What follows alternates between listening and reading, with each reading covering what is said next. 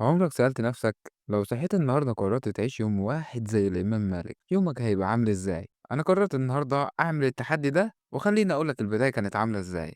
الإمام مالك كان بيفطر بدري وبعدها على طول بيقعد يراجع علمه وبيكتبه، مش بيصحى يمسك التليفون زينا. فجربت أعمل زيه وصحيت بدري وفتحت الكشكول وبدأت أكتب فكرة أشتغل عليها بدل ما أفتح السوشيال ميديا، وبمجرد كتابة الفكرة حسيت إن دماغي بقت مترتبة كتير وهادية عن السوشيال ميديا. وكان بالنهار الإمام مالك كان دايما وسط الطلبة بتوعه بيسمع منهم ويسألهم، فطبقت ده بطريقتي وقعدت أذاكر إنجليزي وأسجل ملاحظات عليها، وبالفعل لقيت نفسي مركز كتير جدا بدل ما كنت بضيع وقتي في المقارنات والتقليب على السوشيال ميديا على الفاضي. أما بالليل فكان بيقعد بعيد عن الناس وبيخلو في قراءة القرآن، فقلت ليه ما اقفلش تليفوني واقعد نص ساعة مع نفسي أقرأ فيهم القرآن وأجرب الإحساس. وسبحان الله القرآن هدى، حسيت بعدها إني هادي كتير جدا وكل الدوشة اللي كانت في دماغي راحت.